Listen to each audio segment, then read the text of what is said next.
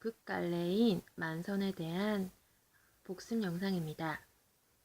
주제는 한 어부의 만선에 대한 강인한 집념과 도전 의지입니다. 등장인물들이 이렇게 나오는데요. 곰치와 구포떼기에 대해서 좀 더 중점적으로 보셨으면 합니다. 이게 극갈래이잖아요. 극갈래에는 해설, 대사, 지시문이라는 게 있습니다. 이렇게 앞부분의 줄거리라든가 등장인물, 때, 장소 이런 것들을 말하는 걸 해설이라 하고요. 자, 여기 보면 곰치, 구포대의 대사 앞에 들어누운 채 마당을 서성이며 내뱉듯 벌떡 일어나 앉으며 눈을 휘둥그렇게 뜨고 사방을 휘둘러 보고 침통하게 구포대기 어깨를 툭툭 치며 이런 것들 가로 안에 들어가는 걸 지시문이라고 합니다. 지시문에는 행동 지시문과 무대 지시문이 있어요. 이런 것들은 인물의 행동이나 어조 이런 것들 나타내는 행동 지시문이 되겠죠.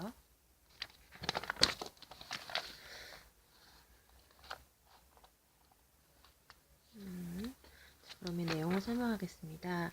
자, 곰치가 요 앞에서 성삼이와 그리고 연철을 데리고 만선의 꿈을 꾸며 바다에 나갔지만 아들도 죽고 자기 딸의 애인인 연철이도 죽게 됩니다. 그리고 혼자 돌아와서 이렇게 얘기하죠. 나는 안 죽어. 기어코 배를 부리고 말 것이여. 돛달 때마다 만선으로 배가 터지는 때가 반드시 있다 말고 했습니다.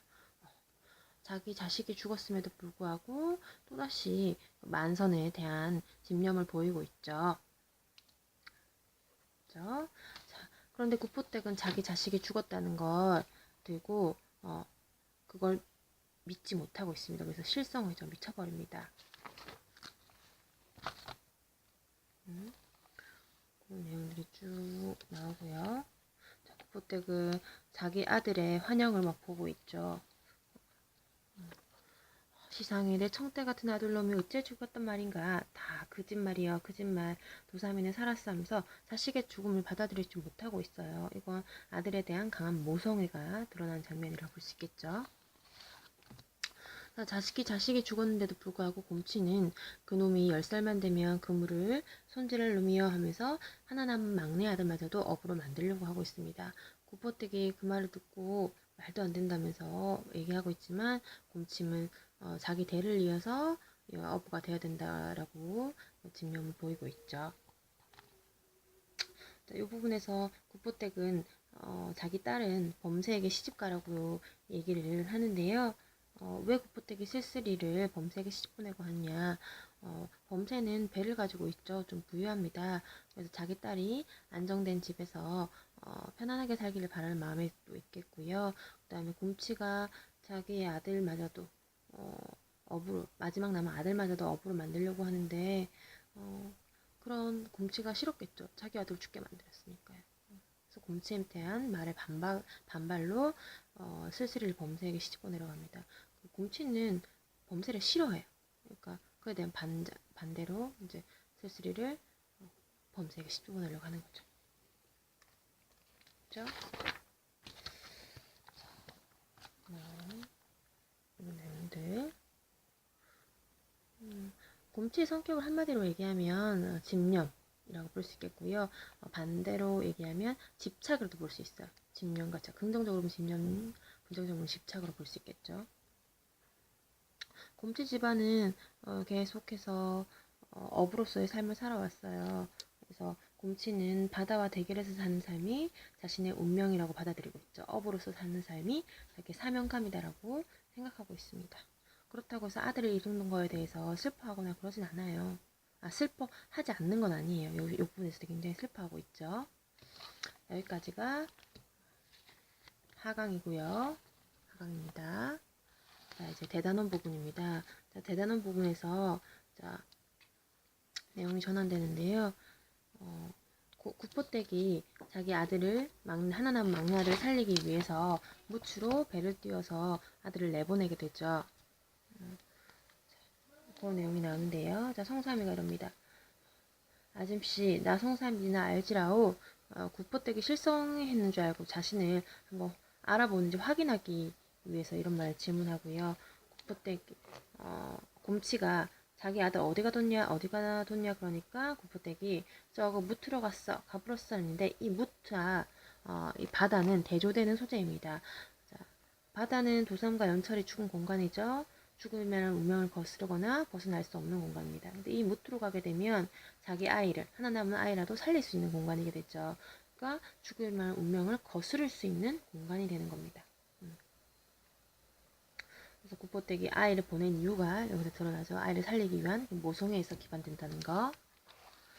그런데 이 얘기를 듣고 곰치는 구포택을 막 목을 조르기도 하고요.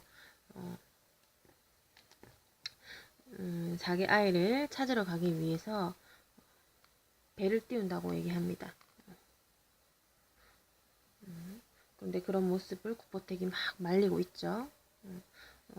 막 실성했음에도 불구하고 마지막 남은 아들이라도 지키기 위한 그런 모성애가 잘 드러납니다. 그 구포택의 성격은 모성, 자기 아들의 목숨에 대한, 자기 자식에 대한 집착, 집념이라고 보시면 됩니다. 마지막에 이 부분도 좀 지목하셔야 되는데요. 자, 성삼이가 슬슬이가 죽은 거를 확인하게 됩니다. 슬슬이가 죽는 과정이나 확인하는 과정을 좀 길게 설명할 수 있음에도 불구하고 아주 압축적으로 설명했는데요. 이것은 극이라는 갈래가 무대 상연을 전제로 하기 때문에 아무래도 모든 과정을 일일이 다 설명할 수 없죠. 그럼 시간이 늘어지잖아요. 그래서 압축적으로, 극적으로 이렇게 정리해서 보여준다는 거. 그래서 여기서는 스스로의 장면을 그냥 자살했다라고 대사로만 간단하게 처리한다는 거 기억하시면 됩니다. 자, 인물의 성격이죠. 자, 곰치의 성격 굉장히 우직하고 강인하고 자존심 강하고요. 집념, 집착 이런 것도 기억하시고요. 구포댁은 모성애가 아주 강합니다. 기억하세요. 그 다음에 3번 좀 볼까요? 자, 우리 이거 활동으로도 했었는데요. 이 작품이 이제 극갈래이잖아요. 그럼 우리가 또 앞에서 9켤레 구두로 나무 사내에서는 소설 갈래였잖아요. 그러면 이런 소설이라는 서사 갈래와 희곡이라는 극갈래는 어떤 차이점이 있는지 그 특징들을 조금 알아두시면 필요가 있는데요. 자, 희곡은요, 무대 상연을 전제로 합니다. 그러다 보면 이제 서술어가 현재형으로 진행되죠. 그런데 반면에 소설 같은 경우는 있는 것을 전제로 하기 때문에 서술어가 과거형입니다. 이런 데 보면은 생각났다, 싶었다 해서 at이라는 과거형이 드러났죠. 그 다음에 희곡은 서술자가 없습니다. 인물의 대화 행동으로 진행이 되죠. 반면에 소설은 서술자가 있어요. 서술자에 따라 그 시점이 달라지죠. 1인칭 주인공, 2인칭 관찰자, 3인칭 관찰자, 전지적 작가 시점. 이 보기박산에서는요. 지금 전지적 작가 시점이 드러나는데요. 전지적 작가 시점이라는 건 인물의 심리까지 모두 다 파악하고 있다는 겁니다. 그러니까 신의 입장에서 서술자가 얘기하기 때문에 인물의 내면까지 다 파악하고 있는 거죠. 이런 데 보면은 제정신이 아니었다 라든가 기가 막힌다든가 이런 것들은 심리를 얘기하는 거잖아요. 그래서 전적 작가 시점 해당되고요. 요 부분의 정지적 작가 시점이고요. 또 다른 희곡의 특성을 보면 시공간의 제약이 있기 때문에 이야기를 극적 구조로 재구성해서 압축적으로 보여줍니다. 그러니까 1년 동안에 있는 일을 1년 자세하게 얘기하는 게 아니라 아주 압축적으로 몇 줄의 대사로도 처리할 수 있다는 거예요. 앞부분에 슬슬이가 죽은 장면 있죠? 그런 것과 같은 거예요. 그 다음에 소설은 여기 이렇게 정리하시면 될 것 같습니다. 희곡에는 대사, 지시문, 해설이 있다는 거. 그렇죠?